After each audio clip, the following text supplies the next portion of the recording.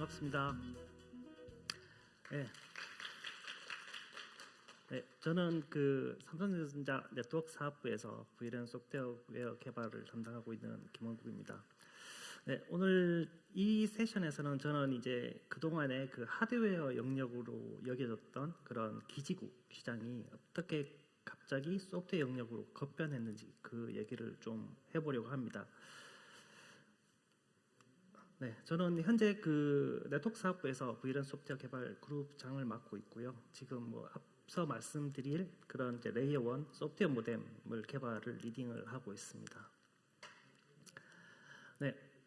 오늘 말씀드릴 내용은 일단 우리가 보통 virtualized LAN이라는 키워드를 들어보신 분도 있고 안 들어보신 분도 있을 텐데 이제 그것을 설명하는 데 있어서 네트워크를 잘 모르시는 분들이 많아서 일단 기본적으로 이동통신에서 네트워크가 어떻게 동작하는지에 대한 간략하게 좀 말씀을 드리고요. 그리고 최근에 왜 VLAN으로 이렇게 갑자기 시장이 급변하게 되었는지, 그리고 그 기존의 그 하드웨어 랜과 그런 이제 가상화 랜이 어떤 차이점이 있는지, 그리고 이제 VLAN의 구조가 어떤지, 그리고 VLAN을 하면서 어떤 장점이 있는지, 그리고 VLAN이 달성해야 되는 목표가 무엇인지 이런 내용을 좀 설명을 드리고, 그리고 VLAN이 달성해야 되는 4가지 특징들을 말씀을 드리도록 하겠습니다. 그리고 VLAN이 이제 궁극적으로 달성을 해야 되는 이런 이제 유연성과 이제 확장성을 적용했을 때 이제 어떤 시나리오로 VLAN이 이제 확산될 수 있는지 그런 시나리오들에 대해서 좀 말씀드리도록 하겠습니다. 일단 그 이동통신 네트워크에 대해서 좀 말씀을 드리겠습니다. 이동통신 네트워크는 크게 이제 코어망과 랜망으로 나누어지는데, 이제 이 코어망이라고 하는 것은 이제 외부의 인터넷 데이터를 이제 단말에 전달하는 그런 어떤 중간에 매개체 역할을 한다고 보시면 되고, 그 랜이라는 것은 일단 단말과 그 기지국 간의 커뮤니케이션을 하면서 데이터를 전송할 수 있는 그런 네트워크라고 보시면 됩니다. 그 안에는 이제 라디오 유닛이라고 해서 그런 여러분들이 그 근무록상에서 보실 수 있는 그런 안테나 같은 것들이 있고요. 그 안테나에서 받은 그런 데이터를 실제 이제 그런 디지털 프로세싱을 통해서 원래 사용자가 그 단말이 보냈던 데이터를 복원해내는 그런 디스트리뷰트 유닛이 있고, 그 패킷을 전송하는 센트럴 유닛이 있습니다. 그래서 이제 기존에는 이러한 네트워크 구성에서 보통은 이런 제품들이 이제 하드웨어로 많이 만들어졌었는데, 이제 최근에는 이런 제품들이 이제 소프트웨어로 많이 전환이 되게 되었습니다. 그래서 이제 그런 부분에 대해서 이제 추후 좀 더 자세히 말씀드리도록 하겠습니다. 그리고 이제 이해를 돕기 위해서 이제 셀이라는 컨셉을 약간 설명을 드려야 되는데, 보통 이제 그런 주파수에서 특정 주파수 대역으로 이제 서비스를 하게 되면 그 서비스 영역을 이렇게 셀이라고 합니다. 그래서 셀을 얼마나 많이 지원을 하는지에 따라서 그런 이제 기지국의 용량이 얼마나 큰지 그런 것들을 판단할 수 있습니다.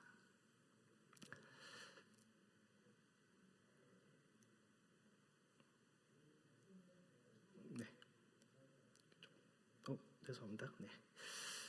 그리고 그러면 왜 VLAN으로 이제 시장이 이제 급변하게 됐냐, 그 얘기를 좀 해드리려고 합니다. 그 기존의 이제 랜 시장은 이제 B2B 시장입니다.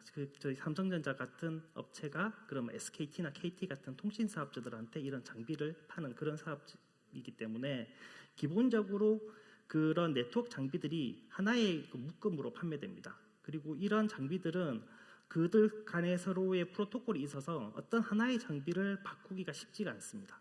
그리고 통신 장비는 아시겠지만 한번 설치를 하면 저희가 10년씩 이렇게 운영합니다. 우리가 LTE 같은 걸 보셔도 저희가 10년 이상 망을 구축하고 전국에 이제 망을 다 구축을 하기 때문에 뭔가를 한번 설치해 놓고 바꾸기 굉장히 어렵습니다. 그래서 통신 사업자들 입장에서는 이것들을 자기가 좀 더 플렉서블하게 운영을 하고 싶은데 이거 할 수 없는 그런 좀 제약이 많았습니다. 그래서 이거를 이제 그 장비와 장비 사이에 연결을 이제 루즈하게 만드는 오픈리스를 강화를 하고, 그리고 조금 더 가능하다면 그 퓨어 소프트웨어로 이걸 동작시킬 수 있는 그런 방식으로 진화를 해보자, 이런 리퀘어먼트가 계속 있었는데, 그동안은 그걸 할 수 없었던 것은 아시겠지만 그 전화라든지 통신이라는 것은 굉장히 실시간에서 대용량 데이터를 처리해야 되기 때문에 그런 것들을 처리하기에 좀 그런 문제가 많았습니다.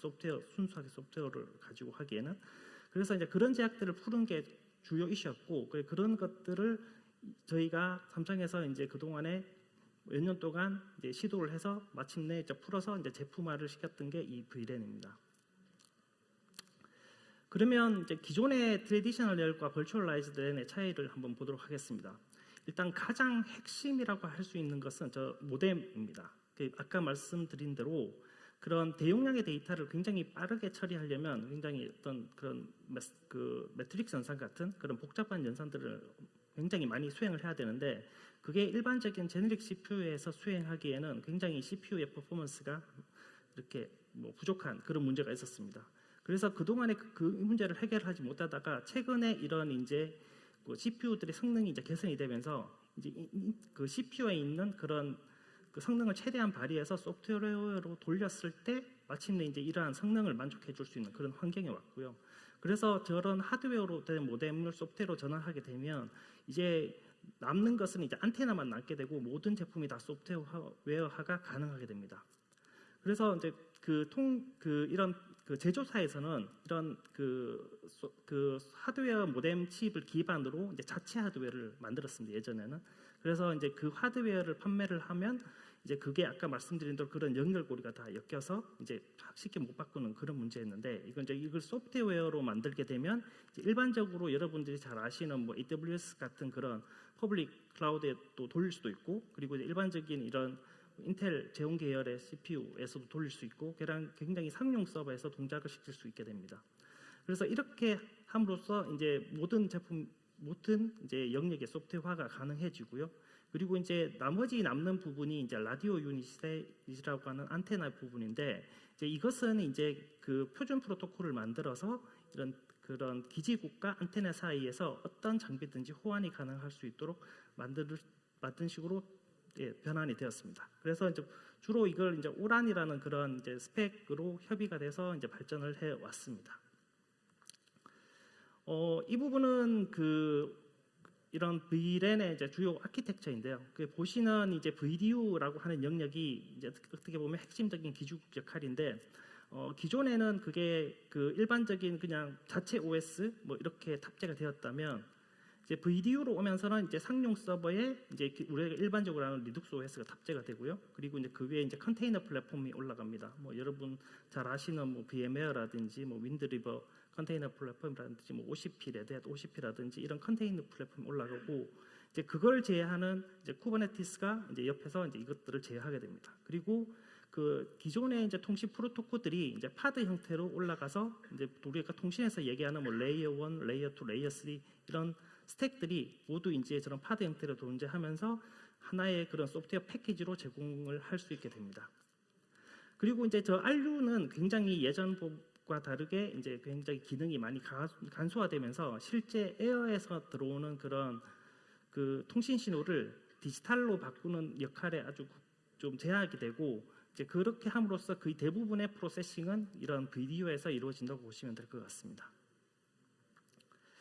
네, 그러면은 이렇게 VLAN을 할 때 어떤 장점이 있을까라고 보면 첫 번째 장점은 굉장히 그 플렉서블한 네트워크 구성을 만들 수 있습니다. 이렇게 소프트웨어로 되다 보니까 어떤 그 형상의 어떤 컨피그레이션을 가져야 된다라고 하면 그것에 맞도록 소프트웨어를 조합해서 이제 그런 형상에 맞도록 맞출 수가 있습니다.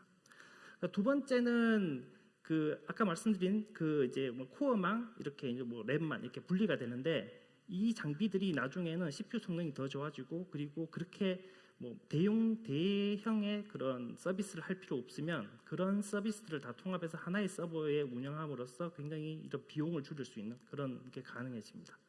그리고 기본적으로 이러한 소프트웨어들은 이제 클라우드 네이티브 환경에서 동작을 하기 때문에 클라우드 네이티브가 지원하는 스케일러빌리티 기능을 사용해서 굉장히 스케일러블한 서비스를 할 수도 있습니다. 그리고 이러한 것들을 바탕으로 위에서 그 소프트웨어들을 제어를 해서 오토메이션이나 오케스트레이션을 할 수 있는 기능을 탑재를 해서 굉장히 많은 서버들을 한 번에 제어를 하거나 그리고 그 환경에 맞도록 적합하도록 동작하도록 하는 그런 기능들이 탑재될 수 있습니다. 그리고 또 하나의 큰 특징은 여러분이 아시는 2G, 3G, 4G, 5G 이런 세대가 뭐 10년에 한 번, 8년에 한 번씩 이렇게 제너레이션이 바뀌고 있습니다. 근데 그 중심에는 아까 거기 소프트웨어 하드웨어 모뎀이 있었습니다. 기동가는. 그래서 어떤 새로운 제너레이션 나오면 그 스펙이 정해지고 그걸 하드웨어 모뎀으로 만들어서 또 이제 세상에 또 제품을 내고 이런 이터레이션을 돌았는데, 이제 그런 이터레이션이 이제 소프트웨어로 만들면 굉장히 가속이 됩니다. 왜냐하면 통신 프로토콜이라는 것은 대부분 기본은 비슷하고 어떻게 새로 들어가는 기능이나 그런 것들을 통해서 훨씬 더 빨리 이렇게 새로운 이런 전송량을 높인다든지 아니면 훨씬 더 빠른 시간 내에 데이터를 전달하다든지 이런 기능을 넣는데, 그러니까 소프트웨어를 하면은 기존에 만들었던 5G 소프트웨어에서 그 부분만 새로 기능을 추가해서 소프트웨어를 업데이트를 해버리면 되기 때문에 몇 년씩 걸리던 게 몇 개월 내로 줄어드는 효과가 굉장히 큽니다. 그래서 향후 이 VLAN이 이제 설치가 돼서 운영이 된다면 굉장히 통신 시장에서의 급격한 변화들을 빨리 흡수해서 소비자들은 굉장히 빠른 서비스들을 경험해 볼 수 있는 그런 환경이 이제 구축이 가능합니다. 네, 그러면 이제 이 VLAN이 이제 달성해야 되는 고글이 무엇인가라고 보면 이제 크게 두 가지가 있습니다. 하나는 전통적으로 이 통신 시장에서 그 통신 장비들이 가져야 되는 텔코 그레이드 퀄리티를 가져야 합니다. 즉 여러분이 생각하면 전화는 쉽게 끊기지 않고 그리고 이제 빨리 반응하고 데이터를 전송하도록 빨리 전송이 되고 굉장히 안정적으로 돌아야 되고 내가 24시간 서비스를 받아야 되고 이런 이제 텔코 그레이드 서비스가 보장이 돼야 되고요. 또 하나는 이제 VLAN만이 가진 특징인데 이제 클라우드 환경에서 동작을 하기 때문에 이런 스케일러빌리티와 플렉시빌리티, 그러니까 확장도 되고 유연하게 움직일 수 있는 이런 환경들을 만들어서 이제 서비스를 할 수 있어야 됩니다. 이게 VLAN이 추구하는 궁극적인 두 가지 목표가 되겠습니다. 네, 두 번째는 VLAN의 주요한 피처 네 가지를 말씀드리도록 하겠습니다. 일단 그 VLAN이 취급해야 되는 데이터가 굉장히 큽니다. 예를 들어서 요즘 저희가 제공하는 이제 한 대의 서버 기준으로는 다운링크 같은 경우는 약 10기가 bps를 처리를 해야 되고요. 그러니까 업링크 같은 경우는 1.5기가 bps까지 처리가 되는데, 그리고 이제 그 업링크나 다운링크를 할 때 저희가 안테나를 하면 그 안테나는 요즘에 다중 안테나를 쓰기 때문에 최대 64개의 안테나까지 데이터가 수신이 됩니다. 그래서 그 데이터들을 다 믹싱해서 원래 데이터를 복원해야 되는 이런 연산들이 들어가기 때문에 굉장히 많은 연산 과정이 진행이 되고요. 그리고 10,000대 이상의 단말들이 붙어서 동작을 할 수 있는 그런 캐파시티를 가져야 됩니다. 그래서 이런 것들을 구현하기 위해서 기존에 저희가 만들어진 CPU에서 이걸 구현하기 위해서 굉장히 최적화된 소프트웨어가 필요하고요. 그것을 하기 위해서 저희가 보통은 지금 쓰는 인텔 계열에서 제공하는 X86 계열에서 제공하는 그런 CMD 연산, AVX 또 예전은 MMX 이렇게 기술이 있는데 그 기술들을 이용해서 최대 64개의 데이터를 한 번에 처리하는 그런 이제 그 소프트웨어 기법이 들어가고요. 그리고 대용량의 데이터를 굉장히 짧은 시간에 처리를 해야 되기 때문에 병렬 처리를 굉장히 효율적으로 해서 동시에 어떻게 빨리 처리할 수 있는 메커니즘을 만들어야 됩니다. 또 세 번째는 이게 거의 리얼타임 속성을 가지기 때문에 그 메모리의 바틀렉에 의한 성능을 최소화해야 되기 때문에 CPU의 그 캐시 메커니즘이 어떻게 구현되어 있는지 정확히 인지를 하고 그거에 따라서 적합하도록 소프트웨어가 돌도록 해야 하는 그런 문제가 있습니다. 그렇게 해야지 최고의 퍼포먼스를 낼 수가 있습니다. 네, 이게 저희가 풀어야 되는 첫 번째 특징이고요. 두 번째 특징은 이제 리얼타임 특징입니다. 여기 보시면 그 단말이 이제 그 안테나까지 전달하는데 약 100 마이크로세컨드 이내에 전달이 되면 그 안테나에서 이런 기지국까지는 최대 30km 정도까지 거리에서 350 마이크로세컨드 내에서 데이터가 전달됩니다. 그러면 이 기지국 내에서 저 데이터를 프로세싱해서 처리를 해야 되는 거는 2mm에서 약 5mm의 시간에서 저 데이터를 프로세싱을 해야 됩니다. 굉장히 짧은 시간이고요. 그래서 이렇게 하기 위해서 기존에 리눅스 스케줄러를 쓴다든지 그런 스케줄러를 써서는 저런 리퀘어먼트를 못 맞추기 때문에 OS에 의존하지 않는 자체 스케줄러를 가지고 리얼타임에서 스케줄링하는 기능이 꼭 필요하고요. 그리고 굉장히 많은 데이터의 패킷이 수신이 되기 때문에 다이렉트 패킷 프로세싱을 해서 최대한 메모리 카피나 이런 걸 줄여가지고 효율적으로 전송을 해야 되는 문제가 있습니다. 네, 세 번째는 굉장히 큰 인프라를 가져야 합니다. 지원할 수 있어야 되고요. 예를 들어서 이제 미국에 저희가 기지국을 깐다 이러면 10만 대 이상의 기지국을 깔아야 됩니다. 그러면 생각해 보시면 10만 대 이상의 서버가 이제 미국 전역에 깔려 있으면 저희가 뭐 새로운 패키지를 하나를 만들었습니다. 그러면 이거를 10만 대 동시에 데이트를 해야 되잖아요. 그러면 그 백단에서 그걸 자동화해서 설치를 하고 그리고 업그레이드 할 수 있는 메커니즘이 굉장히 안정적으로 동작을 해야 하고요.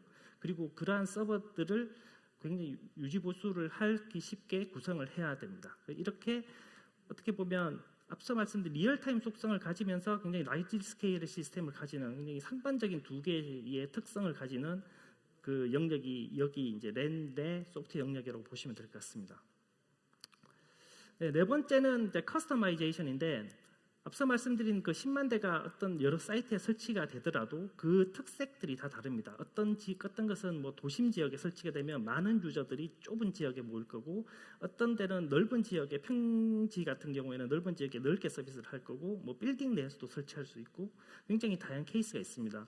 그래서 그런 것들을 굉장히 이렇게 그 구성이 그 상황에 맞도록 구성을 할 수 있어야 됩니다. 그리고 뭐 예를 들어서 뭐 여기서 그 자료에서 보시면 보이는 뭐 매시브 메이모 같은 경우에는 다중 안테나를 쓰는 기술이라든지 DSS 같은 경우에는 동일한 주파수를 뭐 LTE와 5G가 동시에 쓰는 기술이라든지 그리고 이제 멀티테크는 이제 2G, 4G, 5G 이런 이제 테크를 여러 개의 테크 중에 내가 어떤 걸 골랐을 거라든지 뭐 이런 식의 컨비네이션으로 사업자는 내가 원하는 지역에 내가 원하는 구성으로 설치를 하기를 원합니다. 그래서 이렇게 커스터마이즈 할 수 있는 기능을 제공함으로써 이제 다양한 그 서비스를 사용자들이 그 구성을 할 수 있게 됩니다.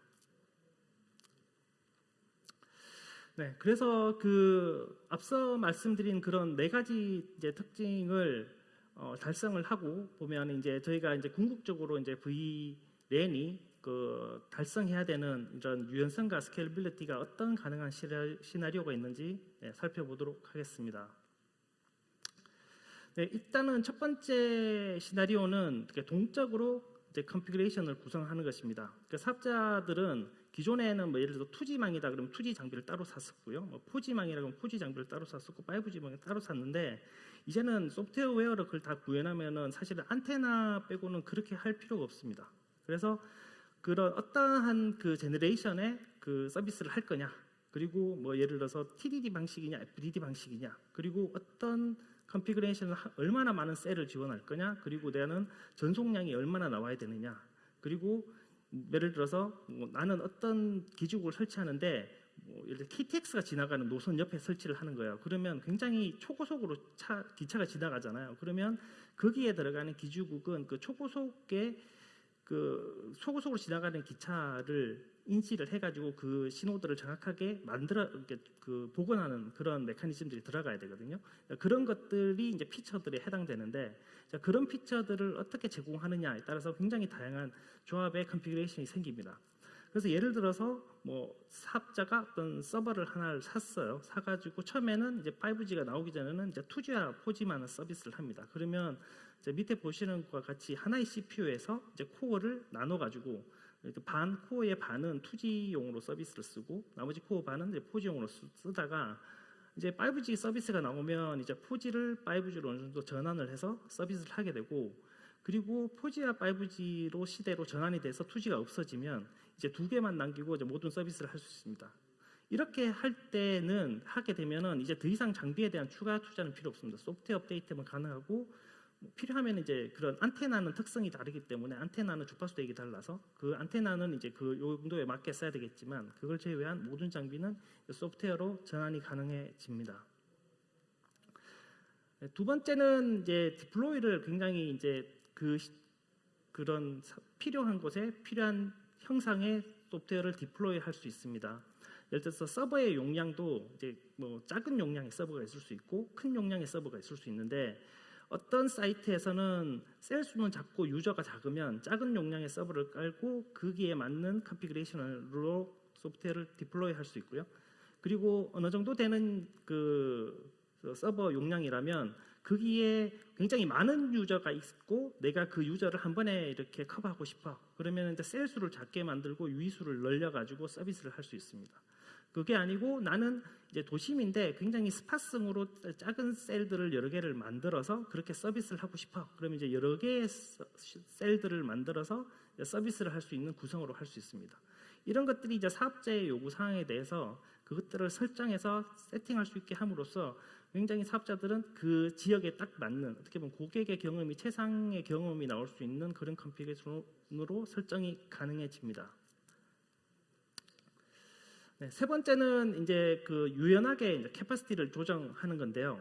예를 들어서 이제 뭐 이런 경우로 보시면 됩니다. 어떤 지역에 그 집에서 이제 일어나서 이제 근무지로 갑니다. 그러면 사람들이 이제 근무지로 이동을 하겠죠. 그러면은 통신을 사용하는 그 지역이 집 근처에 그 통신 스루풋은 낮아지고 이제 회사 근처가 높아집니다. 그러면 내가 만약에 통신 사업자가 처음에는 망을 설치할 때는 모든 지역에 다 이렇게 균등하게 동일한 리소스를 넣어서 망을 설치를 해야 되는데 만약에 이 사람의 이동에 따른 그런 트래픽을 이런 VLAN에서 자동으로 조절을 해준다면 사실은 하나의 서버에서 전체적인 캐파가 동일한 양을 처리를 할 수 있습니다.